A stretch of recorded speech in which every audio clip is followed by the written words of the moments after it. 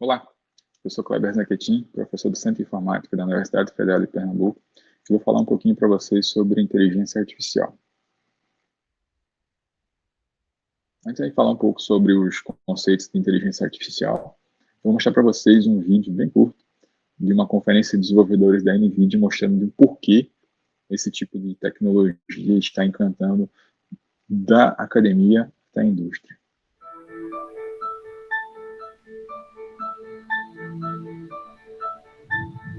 I am a visionary, exploring a universe of data to sharpen our view of the most distant galaxies,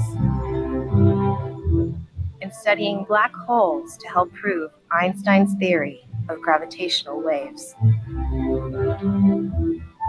I am a healer, giving doctors the power to turn mountains of data into life-saving breakthroughs, identifying diseases like leukemia from a simple drop of blood, even in our own homes, and finding new ways to bring cures to market faster. I am a protector, keeping our oceans safe from invasive species, and helping our crops flourish while minimizing pesticides. I am a helper, assisting customers in stores and the disabled in their homes.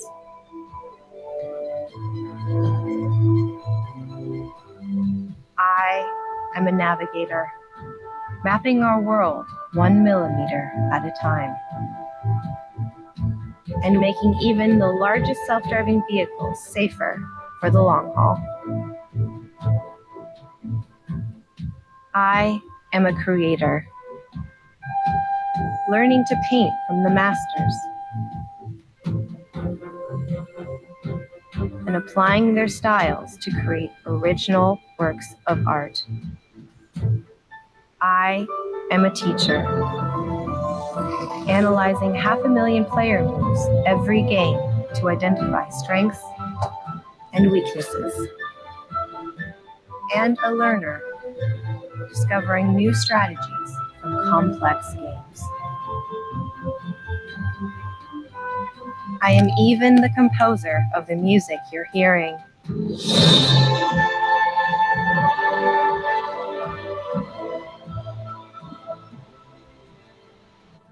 I am AI, brought to life by NVIDIA, deep learning, and Os brilliant... conceitos, produtos e processos associados à inteligência artificial têm evoluído nos últimos anos, de forma que afirmações como essa do professor Ender Engie, de que a inteligência artificial é a nova eletricidade, têm feito cada vez mais sentido. Quando ele fez essa afirmação, ele disse que não via nenhuma área de atuação na qual a inteligência artificial não pudesse contribuir, seja na forma de manufatura, de geração de negócios, ou da mesma forma que a eletricidade, quando foi introduzida no processo de manufatura, alterou a forma de fazer as coisas, né? Fazendo com que os processos fossem mais ágeis, mais eficientes. A inteligência artificial pode fazer com que produtos, processos e serviços sejam entregues ou tenham um valor agregado muito maior do que o atual. Obviamente, existem várias críticas associadas a esse tipo de abordagem, porque quando se estava introduzindo o conceito associado à eletricidade, seja com Edison, com Tesla, né, alguns de seus personagens principais, a eletricidade ela era muito mais usável do ponto de vista do usuário final do que a inteligência artificial hoje é. Então, talvez um personagem que naquela época foi muito importante para a difusão da eletricidade, que seria o Zhu, ainda não existe. Né? Zhu foi quem conseguiu distribuir esse conceito novo, que seria a eletricidade, para o usuário final. Ele fez mais ou menos uma coisa como a Amazon tem feito hoje, né? Consegue entregar para a maioria dos usuários produtos com um preço muito mais acessível e que possam ser utilizados de uma forma muito mais simples. Então, esse conceito de que a eletricidade possuía no momento de sua implantação ainda não é verdade. Apesar de muitos dos serviços de IA conseguindo ser oferecidos na nuvem, seja para processos de classificação de imagens, rotulação, processamento de linguagem natural, tradução, reconhecimento de faces, a gente ainda precisa de um esforço bem razoável para poder integrar esses produtos e esses serviços no processo fabril, no processo de manufatura. Então, esses são ainda alguns conceitos que precisam ser trabalhados para que a gente chegue a esse nível de transformação que a eletricidade teve durante a grande parte de sua implantação, né? Mas o que aconteceu para que afirmações como essa do Andrew Ng pudessem ser aceitas ou até corroboradas por diversos pesquisadores e pensadores da área? Vamos analisar um pouquinho como é que foi o nosso processo de evolução. Imagine que o nosso período como espécie de coletores e caçadores durou alguns milhões de anos. Depois a gente passou para a era da agricultura, na qual a gente domesticou tanto plantas como animais, de forma a contribuir com a nossa subsistência. E isso durou alguns milhares de anos. Percebam a ordem de grandeza, a evolução com que essas eras vão sendo alteradas. Depois disso, a gente tem a Revolução Industrial, que durou alguns séculos e permitiu introduzir novas formas de manufatura e subsidiando novas formas de sociedade, que durou alguns séculos. Depois a gente tem a Era da Informação, que durou apenas algumas décadas. Então, imagine que a gente passou de uma era para outra, que durava milhões para milhares, para séculos e para décadas, numa velocidade muito grande. E a quantidade de informação que a gente trata nos últimos anos é muito superior à informação que a gente gerou em todas as eras anteriores. E como foram algumas dessas décadas, né? Imagine que um dos primeiros computadores eletrônicos a serem produzidos, né? Essa é uma foto dele aqui. Vocês podem acessar várias dessas informações históricas aqui no Museu da Computação. É um museu online que vocês podem navegar e conseguir e conhecer conceitos associados às várias décadas tanto da parte de computação quanto de armazenamento, como processamento de informação e até da inteligência artificial que tem evoluído com o computador nesse período.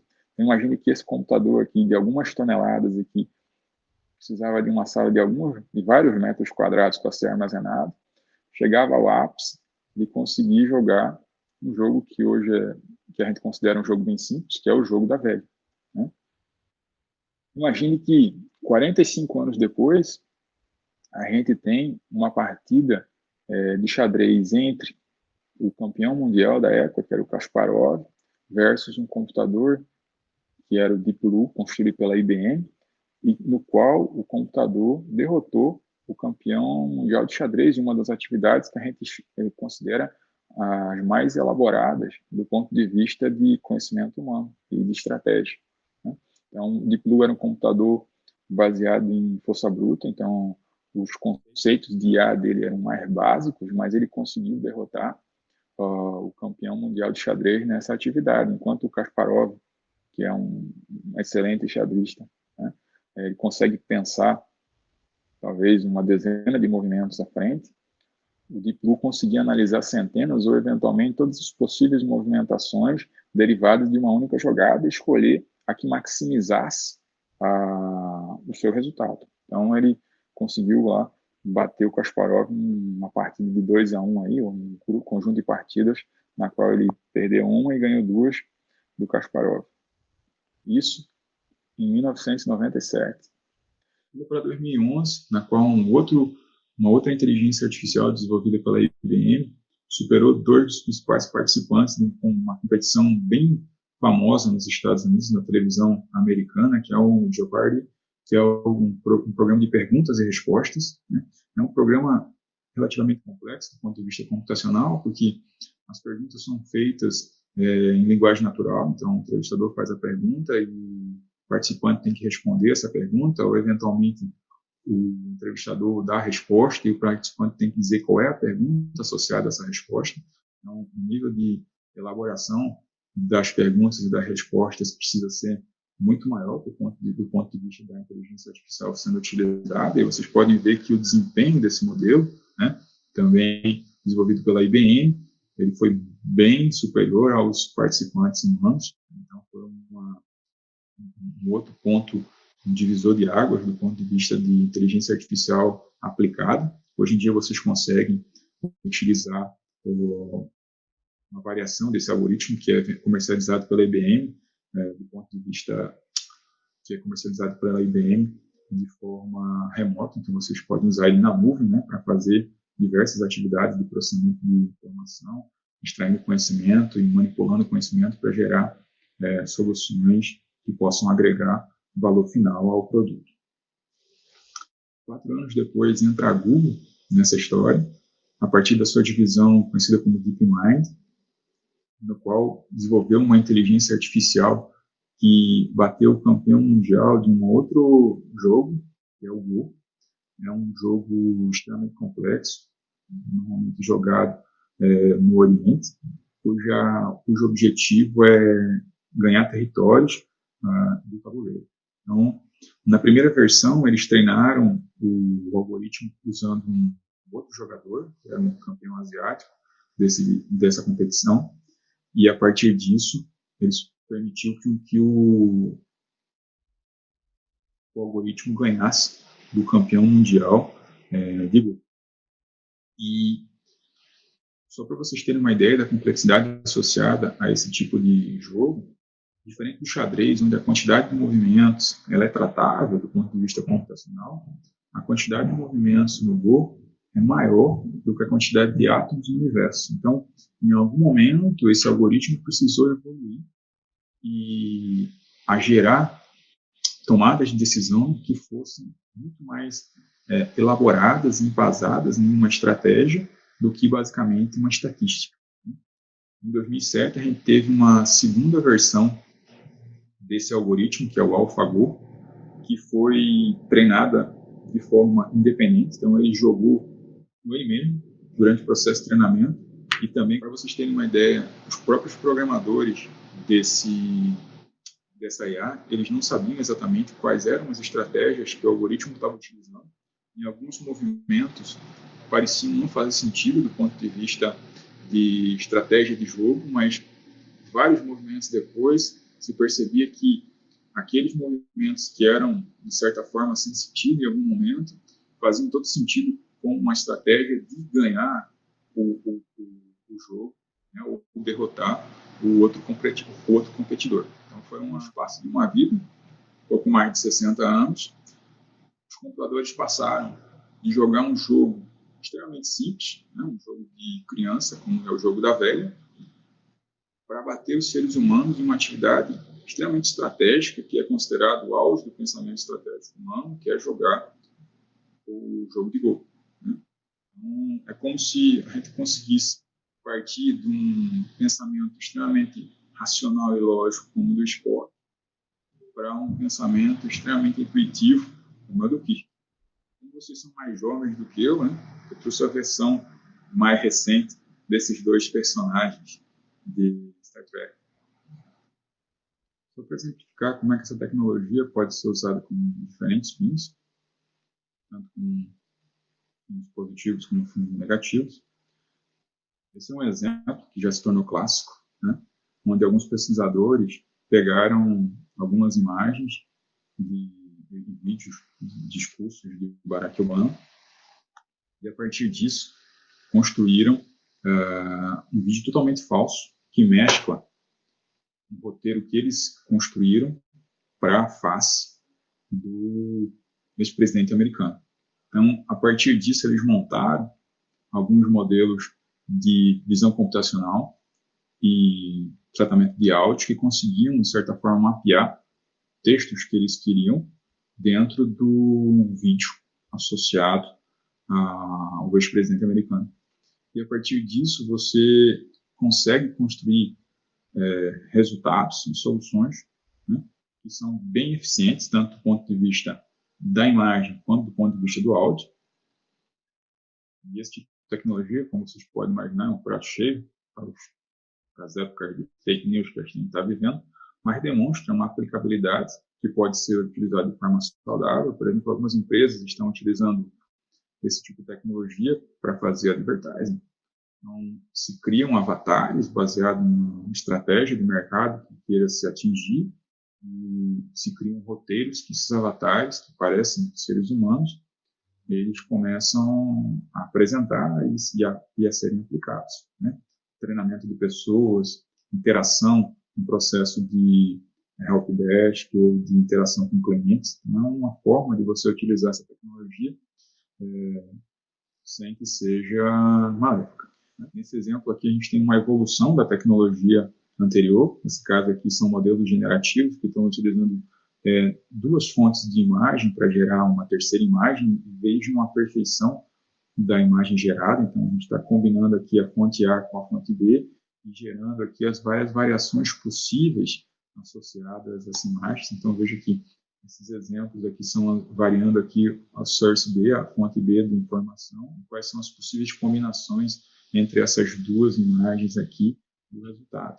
E as possibilidades são muito grandes, desde que aqui a gente altera os filtros dessas arquiteturas que são montadas, e a partir disso a gente tem um controle maior do que está sendo gerado na imagem de resultado, e percebam que é muito difícil para um usuário menos atento perceber que essas imagens não são geradas, não são reais. Então, assim, a gente pode tratar tanto do ponto de vista de imagem estática, como do ponto de vista de vídeo, né? Então, fazendo ajustes que possam melhorar ainda mais o desempenho desse tipo de modelo. Percebam o nível de controle que a gente consegue ter. Alterando aqui as várias camadas da arquitetura e o nível de ruído introduzido em cada uma dessas camadas aqui, você consegue ter variações muito mais características, né, de cada uma das fontes de dados. Você já tem utilizado esse tipo de tecnologia, quem usa filtros de Snapchat ou do Instagram, basicamente é isso, né? Então, a gente está levando as alterações que a gente fazia manualmente no Photoshop para um nível muito mais elaborado. Né? Você usa esse tipo de tecnologia que pode ser aplicado de uma forma bem interessante. Então, imagine que você pode, por exemplo, na área de moda, criar uma cabine de provar vestidos ou provar roupas de forma interativa. Então, na pandemia, você viu muitas empresas de óculos que você faz a captura das regiões da face e pode provar diferentes armações de óculos usando o seu dispositivo móvel. Então, são tecnologias muito mais elaboradas que podem gerar tecnologias muito mais elaboradas que podem gerar um valor agregado muito grande para o usuário final. Por exemplo, a Amazon criou uma cabine de prova de roupa virtual, na qual você digitaliza aí a sua imagem e você pode trocar as roupas e testar durante uma experiência com o aplicativo. Um outro exemplo dessa tecnologia são empresas que estão usando modelos generativos para gerar produtos novos a partir de informações e dados no mundo real. Então, eles pegam e capturam informações que podem ser usadas como restrições e usam algoritmos geracionais para gerar quais são as melhores abordagens possíveis desses produtos. Um exemplo foi um experimento que eles fizeram para construir um chassi mais eficiente para um carro. Então, se colocou lá centenas de sensores dentro de um carro, né, do chassi tradicional, e se colocou lá vários pilotos para rodar com esse carro nas mais extremas situações, no deserto americano, e a partir disso conseguiram gerar lá 4 bilhões de pontos de informação aqui relacionados à tração, à gravidade, às tensões que cada um dos movimentos exerciam nesse chassi. E com todos esses dados, eles começaram a gerar diferentes tentativas para gerar um modelo que pudesse suportar esse tipo de situação. E a partir disso, veja que ironia, chegaram a um modelo de chassi que parecia muito, né, com a pelvis de um esquilo, que é bastante leve e bastante eficiente do ponto de vista de resistência, né? Então, foi um modelo artificial que aproximou um modelo real, né, um modelo biológico, mesmo sem ter sido gerado com esse fim. Então, é uma aplicação bem interessante que, hoje em dia, está sendo muito utilizada pela maioria das indústrias de manufatura, que é pegar e utilizar o conjunto de restrições que se tem no mundo real e utilizar esse ambiente de simulação para gerar um número conjunto de possibilidades, né, uma quantidade muito grande de possibilidades, e escolher qual seria a melhor possibilidade de manufatura para esse produto. Um outro exemplo que já é aplicado, e quem já viajou aí com algum avião da Airbus, provavelmente nas versões mais novas já tem utilizado, com estudos que eles realizaram para construir sistemas de fuselagem que fossem mais eficientes e mais duráveis e mais leves. Então, eles chegaram lá, usando esses modelos generativos, a tentar diferentes possibilidades e, a partir disso, chegaram a uma configuração que era mais resistente que a tecnologia atual e na metade do peso de um produto tradicional. Então, esse foi um outro ganho de rendimento muito grande que é aplicado com muita frequência nas indústrias de alto desempenho. Então, hoje em dia, a tecnologia de inteligência artificial está sendo muito utilizada para estender as capacidades humanas do ponto de vista criativo e produtivo, né, nas mais diferentes indústrias. Um outro experimento que ficou muito conhecido na área do processamento de linguagem natural é uma aplicação também do Google, chamada Duplex, na qual se faz processamento de linguagem natural para gerar um assistente virtual. Então, esse é um exemplo que vocês também podem ver no YouTube, eu vou passar assim. Can I hear you? Hi, I'd like to come to the table for Wednesday the 7th. For 7 people? It's for 4 people. 4 people when? Today? Next Tonight? Wednesday at 6 p.m. Oh, actually, we reserve for after 5 people. For people, you can come. How long is the wait usually to be seated? For when tomorrow or weekday or? For next Wednesday, the 7th. Oh no, it's not too busy. You can come for 4 people, okay? Oh, I gotcha. Thanks. Bye bye. Possivelmente a maioria de vocês vai querer trocar o atendente pelo assistente virtual. Uma outra abordagem muito interessante, que usa muita tecnologia, é o conceito de carros autônomos, né? E dentre as abordagens das várias empresas que usam desenvolvem esse tipo de tecnologia, eu gosto muito da abordagem da NVIDIA, porque ela é, diferente das outras, ela é totalmente baseada em aprendizagem a partir de dados. Então, o que eles fizeram? Criaram um monte de sensores para colocar no carro e, a partir disso, eles começaram a adquirir informação e treinar um modelo para poder aprender como o usuário que estava pilotando o carro respondia com base nas mais diversas situações. E, a partir disso, ele começou a derivar esse conhecimento e gerar comportamentos que eram bem elaborados. Então, diferente da maioria das outras aplicações de outras empresas, na qual são baseadas em um conjunto de regras que estão restritos a áreas de atuação que são rodovias bem definidas. Nesse caso aqui, você consegue um comportamento bem interessante em um desvio, por exemplo, que não está sinalizado como tradicionalmente numa rodovia tradicional. E conseguiu respostas tanto em ambientes de estrada, ambientes off-road, dirigindo de dia ou dirigindo à noite. Obviamente, se sabe que esses modelos ainda possuem limitações. Na maioria das vezes, as limitações são menores do que os motoristas humanos, mas a gente tem sempre uma restrição associada ao desempenho da máquina, né? Que ele precisa ter um desempenho normalmente próximo da perfeição para ser aceito, o que a gente não exige do ser humano. Então, tem sempre um contrassenso aí associado a esse tipo de tecnologia. Outra área bastante desenvolvida na área de IA é a área de robótica, né? Esse é um exemplo da Boston Dynamics, uma divisão de robótica que foi adquirida também pelo Google.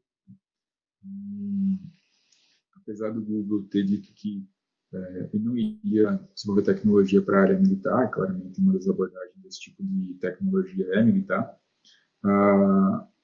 Eles adquiriram essa empresa e que vem desenvolvendo robótica que não é aplicada ainda, então você não tem ainda aplicações finais para esse tipo de tecnologia, mas eles têm diversos protótipos que são sucessos de vídeo no YouTube, então quem nunca viu, sugiro que dê uma pesquisada, que são vídeos muito interessantes, bastante divertidos, né?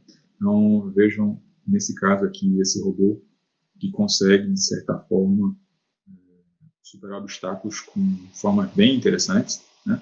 Então, eles testam e usam abordagens muito interessantes para poder superar as limitações desses modelos. Um outro exemplo de aplicação é robô humanoide, realizando uma tarefa, sendo atrapalhado pelo humano.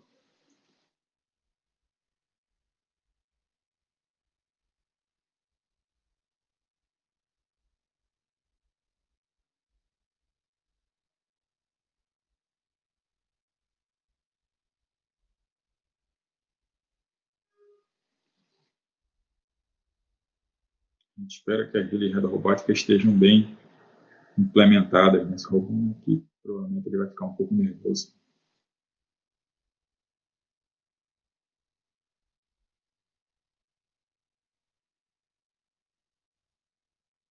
Teve a capacidade de reação associada a uma adversidade. Depois de a gente ter falado de todos esses exemplos que estão associados à inteligência artificial, modelos mais elaborados como modelos de deep learning, chegou um momento que a gente precisa definir, né? Então, basicamente, modelos baseados em inteligência artificial diferem dos modelos tradicionais de computação na medida que eles têm um conjunto de dados de entrada e uma ação de saída, que pode ser uma ação de classificação, agrupamento ou de regressão, e a partir disso tem um modelo de IA, e a esse modelo a gente pode caracterizar diferentes abordagens. Então, na inteligência artificial a gente tem claramente duas divisões, né? Uma inteligência artificial mais simbólica e uma inteligência artificial mais conexionista. Na inteligência artificial simbólica, a gente tenta modelar o raciocínio sobre os dados a partir de símbolos, modelos de linguagem, né, de representação de conhecimento de uma forma de mais alto nível, como o ser humano raciocina. Né? E na abordagem baseada em dados, a gente tenta realizar esse mapeamento entre a entrada e a saída, extraindo informação desses dados, descobrindo qual seria a relação de mapeamento entre esses dois pontos. Como a gente tem pouco tempo, eu vou abordar mais o aprendizado a partir de dados, né, que é conhecido como aprendizado de máquina. Então, a partir disso, é tentar obter do computador ou do algoritmo um comportamento para o qual ele não foi explicitamente programado, e sim ele aprendeu ou observando alguém realizando a tarefa, ou a partir dos dados na relação entrada-saída disponível nesses dados. Então, a partir disso, a gente tem lá um conjunto de informações que são utilizados como os conceitos desse problema tratado. Temos lá um algoritmo de aprendizagem que vai tentar abstrair a partir dessas informações de entrada qual é a sua relação com a saída, e esse modelo é treinado. Existem diversas abordagens para fazer isso, e a partir disso, quando chegar uma nova informação aqui que é nova ou parecida com as informações que foram utilizadas durante o processo de treinamento, esse modelo conseguiria generalizar ou abstrair essa informação para poder realizar o processo de classificação, regressão ou agrupamento, dependendo do tipo de problema a ser tratado. Isso tudo de forma automática, sendo aprendida a partir dos exemplos disponíveis no problema. Existem diferentes formas de aprendizado. Então, as mais tradicionais são o aprendizado supervisionado, no qual eu tenho rótulos associados a esses dados. Um modelo seria como se fosse um funtor associando essa entrada, essa saída, de uma forma muito mais direta, porque ele sabe exatamente qual é a entrada que vai corresponder a um dos rótulos de saída. Então, o ajuste dos parâmetros livres desse modelo pode ser feito de uma forma muito mais eficiente. Porém, existe a abordagem não supervisionada, na qual eu não tenho essas informações, e se vocês considerarem o universo no mundo real, né? Considerarem o mundo real, a gente tem muito mais informações não rotuladas do que informações rotuladas, porque para eu ter as informações rotuladas, eu preciso que alguém rotule. Então, se a gente pensar em um problema médico, eu tenho que ter lá um especialista, um médico, né, algum técnico que conheça e consiga fazer a associação entre essa imagem ou entre esse exame e o conceito associado a essa doença, né? Então, isso às vezes é difícil de ter. Então, existem modelos que conseguem, de certa forma, fazer uma associação somente com as informações de entrada e gerar grupos de relacionamento, ou extrair informações a partir disso que possam ser usadas, ou eu posso fazer um mix aqui entre um monte de dados não rotulados e alguns dados rotulados, e aí fazer uma junção entre esses dois conceitos aqui para poder treinar modelos, mesmo que sejam modelos supervisionados, de uma forma mais eficiente, ou utilizando aprendizado por reforço, que é uma das estratégias de bastante sucesso atualmente, e visto em alguns exemplos anteriormente, como com aqueles modelos que venceram, por exemplo, lá o Jeopardy ou possivelmente o AlphaGo. Né? Então, eles, em vez de ter o conceito associado às entradas, ele tem uma realimentação, informando se a tomada de decisão que ele realizou, ela foi positiva, então ele acertou, ele errou na transformação dos dados de entrada na saída do modelo. Quanto aos tipos de problema, a gente consegue ter modelos que atuam nas mais variadas áreas. Então, eu tenho um problema de classificação, então, a partir de um conjunto de documentos, eu quero saber se esse documento aqui é documento A, B ou C. Então, imagine um universo de documentos jurídicos, eu quero categorizar eles como uma petição, como uma sentença, como um recurso, uma apelação, então, baseado no conteúdo do documento. Então, eu tenho um processo de classificação, né? Tenho, eventualmente, um processo de regressão, na qual a saída do problema pode ser um valor contínuo, né? Que pode ter relação temporal ou não com as saídas anteriores. Então, eu quero aproximar esses valores a valores contínuos, né?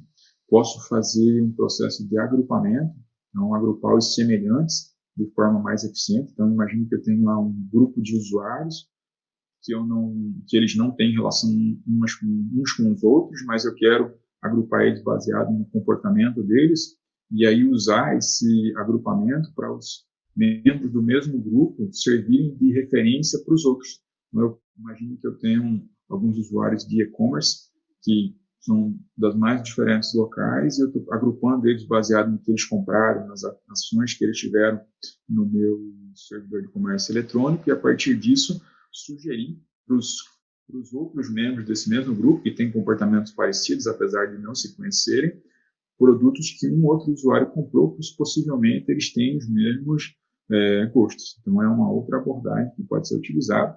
Uma outra abordagem muito interessante é a detecção de anomalia, então prever comportamentos que não são padrão, uma aplicação bastante utilizada na indústria. Então, eu quero, por exemplo, saber se o comportamento de algum equipamento, de alguma peça está seguindo da tendência que é histórica dele, se alterou, então possivelmente tem alguma uma variação, ou o comportamento dos dados de entrada mudaram, ou o equipamento está para ter algum defeito, ou ele teve uma alteração, né, que precisa ser analisada, ou eventualmente, imagine um processo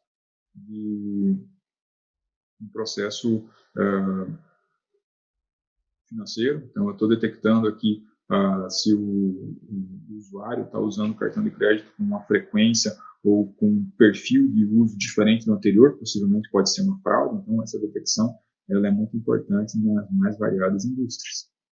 E aí a gente entra nos mais diversos algoritmos para realizar isso, que basicamente esses algoritmos fazem é construir uma fronteira de separação no espaço n-dimensional formado pelos dados de entrada e decidir se os dados de entrada pertencem a cada uma das classes pré-definidas, num processo supervisionado, por exemplo, de classificação. E aí eu posso construir diferentes tipos de fronteira para definir qual seria a classificação de um objeto de entrada na saída. Então, aqui a gente tem lá algoritmos de vizinhos mais próximos, suporte vector machine, árvore de decisão, Naive Bayes, a gente pode entrar em algoritmos mais elaborados, como algoritmos de Deep Learning, são algoritmos que têm uma quantidade maior de parâmetros que podem ser utilizados para fazer esse mapeamento da entrada na saída, tem um desempenho muito melhor, mas exigem também mais informação e maior poder computacional para ser utilizado. São as mais diversas algoritmos que podem ser utilizados.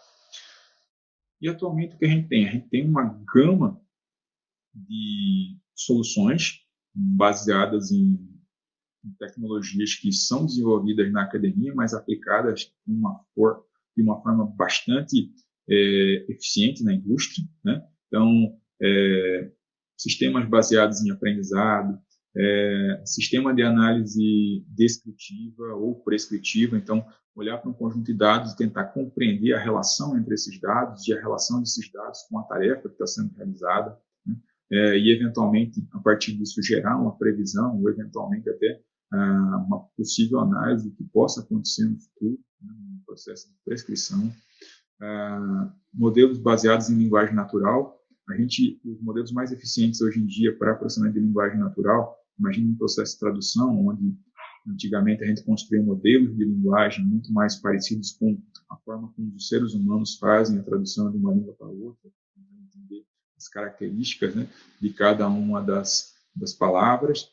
E agora a gente tem lá grandes bases de dados que estão disponíveis nas diferentes línguas e consegue construir modelos que fazem uma associação e aprender, né, a relação entre as palavras para poder prever quais são as próximas palavras em cada uma das línguas e, eventualmente, transferir esse conhecimento para diferentes línguas. Então, eu posso treinar um modelo de uma forma bastante eficiente em uma língua, utilizar o conceito dessa relação aqui, desde que os radicais sejam parecidos, em uma outra língua, e fazer processo de tradução.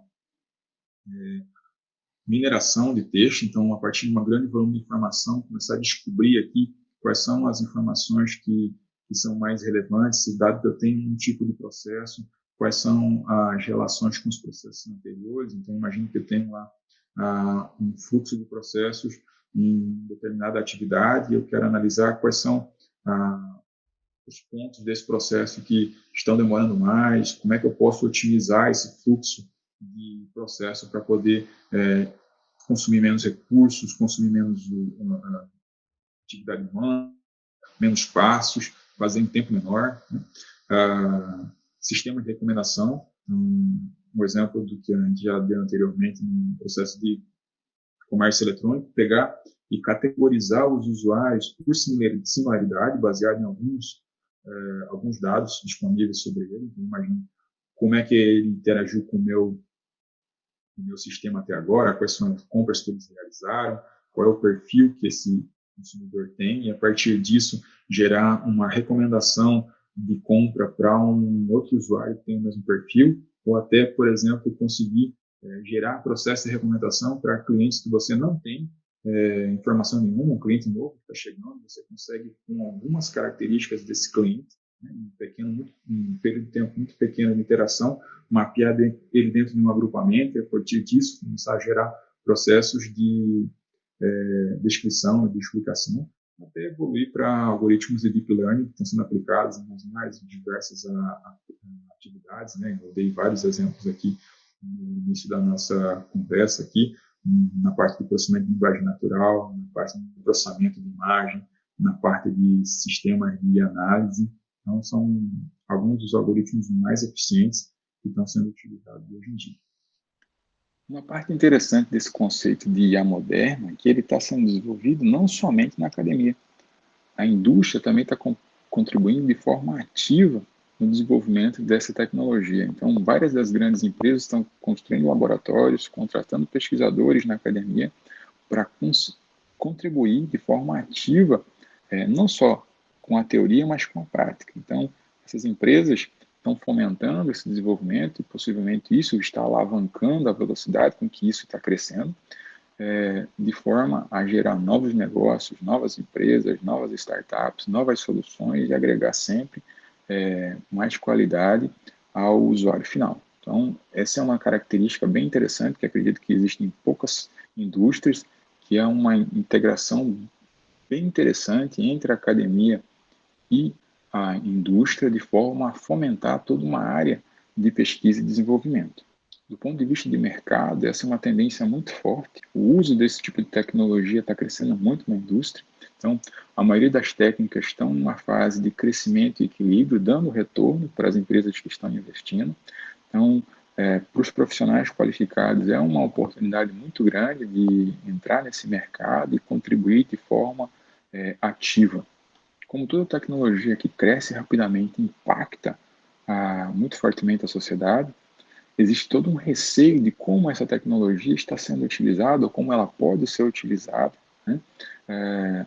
Seja para fins de evolução ou seja de uma forma prejudicial à própria sociedade. Então, problemas de segurança, problemas de privacidade, como esse tipo de tecnologia vai ser utilizada, se para fins industriais, para fins militares. Então, existe todo um movimento para tentar controlar de forma ética como é que essas tecnologias podem ser utilizadas. Uma iniciativa bem interessante de vários pesquisadores e empresas é o OpenAI, cujo objetivo é desenvolver tecnologia aberta e que possa ser utilizada de forma a evoluir a sociedade, né? Então, eles contratam pesquisadores que são de renome, que contribuem fortemente para a área, e a partir disso começam a desenvolver tecnologias que são disponibilizadas para todas as empresas ou para todos os pesquisadores que tiverem interesse.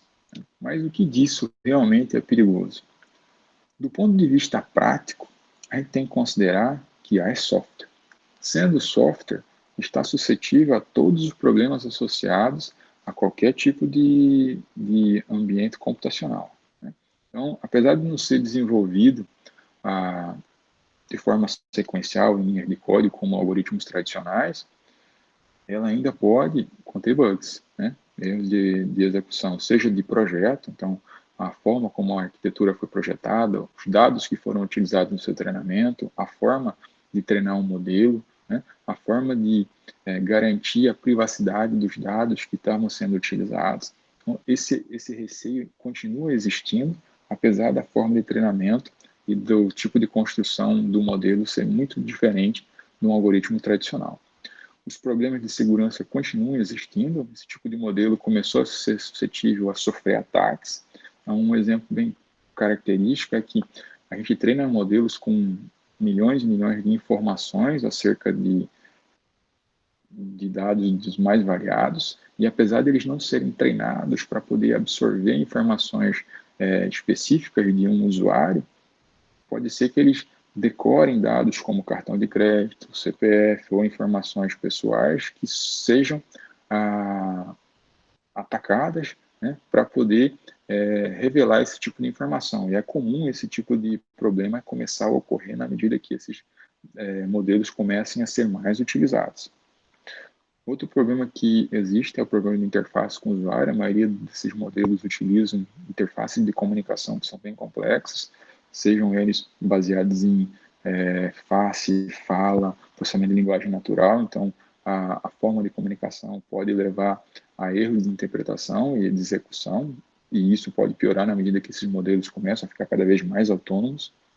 Conflitos de autonomia, né? Então, em que momento que você mantém o controle sobre a IA ou passa o controle para o usuário, né? Então, isso é um problema bem característico, né? É uma coisa que a gente já enfrenta quando você tem sistemas de navegação, né? Até que momento que uma navegação de um avião é automática e que momento que ela passa para o piloto. Imagine um sistema de carros autônomos, onde o sistema de IA, em algum momento, vai ter que decidir sobre um acidente que vai ser inevitável, se ele vai priorizar os passageiros do carro ou vai priorizar um acidente que seja menos grave possível. Então, essa é uma decisão que ele vai ter que tomar em uma fração de segundos, né? Mas alguém vai ter que decidir e programar ele para fazer isso. Então, ainda não se tem todo um conceito associado a esse tipo de problema.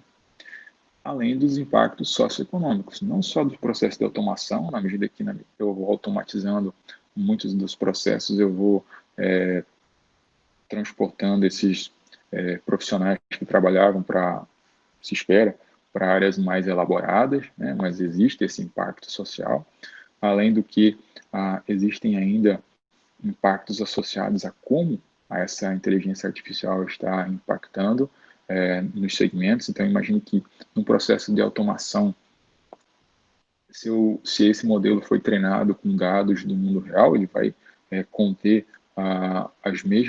o mesmo viés associado a esses dados que existiam no mundo real. Isso é uma preocupação muito grande. Se os processos eram realizados baseados em princípios que não eram justos, sejam eles raciais, de gênero, de raça. Então, esse tipo de característica pode ser absorvida pelo modelo e você não tem como resolver isso se não conseguir interpretar que isso está ocorrendo. Então, esse tipo de transformação é muito complexo. Um exemplo bem clássico imagine que no sistema de RH a gente tem lá uma automação para poder escolher quais são as entrevistas que vão ser realizadas com base em uma grande quantidade de currículos que é recebida, né? Então, o que basicamente esse tipo de modelo vai fazer é automatizar o processo que anteriormente era realizado por um ser humano, mas se esse ser humano tinha algum tipo de viés, se esse processo não era justo, possivelmente ele vai continuar sendo da mesma forma, só que automatizado. Então, como é que a gente consegue, no momento que a gente automatiza esse tipo de processo, tornar ele mais justo e eficiente? Um exemplo bem prático de como é que a IA pode ser corrompida pelos seres humanos é um chatbot que a Microsoft liberou há alguns anos na internet. O objetivo era que fosse uma IA que aprendesse à medida que fosse interagindo com os usuários em uma rede social. E para quem já entrou numa rede social, especialmente com essa dicotomia que a gente vem vivendo atualmente, imagina como foi fácil para ela ser corrompida pelos vários usuários que interagiam com ela. Em menos de 24 horas, a Microsoft retirou ela do ar e até hoje ela não voltou, né? Então, vale a pena vocês darem uma olhada em como ela se transformou em 24 horas de uma IA que queria colaborar com os seres humanos para uma IA totalmente racista, misógina, com várias características aí que não são muito admiráveis. E o que é importante? A IA é uma das tecnologias habilitadoras da indústria 4.0, né? Então, ela permite que você realize processos que possam automatizar de uma forma bastante eficiente vários dos pilares dessa indústria, né? Então, a gente pode partir a partir de um conjunto de dados que são leituras de sensores, por exemplo, e tentar analisar e descrever o processo associado a esses dados, eventualmente descobrir o que está acontecendo, correlacionar algumas dessas informações, a partir disso, prever comportamentos e, eventualmente, até prescrever ações que o usuário precise realizar com base nisso. Então, imagine um exemplo que a gente está fazendo um sistema de monitoramento, né, de um equipamento. Então, existem duas vertentes associadas aí a esse contexto. Uma que a gente deve fazer manutenções preventivas nesse equipamento para poder maximizar o tempo de vida dele, e outra que a gente deve deixar esse equipamento rodar até ele falhar e somente substituir ele no momento da falha, porque o custo que eu teria em todas as manutenções preditivas, manter a equipe e todos os cronogramas de manutenção seria maior do que somente parar ele num processo de falha. Imagine se a gente pudesse fazer isso combinando o melhor desses dois mundos, que era deixar esse equipamento rodar, mas analisar o comportamento dele durante esse período de execução e prever quando é que ele poderia falhar e prescrever aqui para uma equipe de manutenção agendar uma substituição, né, e tentar minimizar o tempo que ele vai ter de parada. Então, essa é uma tecnologia que pode melhorar bastante a indústria. E o que é que você tem a ver com isso? Talvez a área de IA seja uma das áreas onde as pessoas que estão iniciando consigam rapidamente ganhos muito grandes do ponto de vista de aprendizado, de recolocação profissional ou eventualmente de destaque. Por quê? Por ser uma área que está muito aberta e a maioria das tecnologias são publicadas no GitHub, você consegue facilmente absorver o conhecimento e absorver as tecnologias que são desenvolvidas pela indústria e contribuir. Um exemplo disso é o site do Kaggle, que faz uma interface entre os problemas da indústria e os pesquisadores, e ele disponibiliza vários problemas reais que vocês podem ir lá, se inscrever, participar, aprender a partir dos outros competidores e, a partir disso, conseguir evoluir. Muitos dos alunos de computação que estão usando o Kaggle como uma forma de currículo. Ao invés de você construir lá o seu currículo no processo seletivo, ele diz, o meu usuário do Kaggle é esse, e você pode ir lá analisar quais são os problemas que eu participei, qual foi o meu desempenho em cada um dos problemas, qual é a minha interação com os outros usuários, quais são o conjunto de códigos que eu estou disponibilizando, as discussões que eu participo nos fóruns, e isso é uma forma de seleção bem interessante para as empresas. Então, talvez seja uma área que vocês devam olhar com bastante cuidado, especialmente porque é uma área que está em bastante evidência na indústria, dado que é um diferencial competitivo para ela, que é muito grande. Bom, espero que tenham gostado e estou disponível para responder perguntas agora.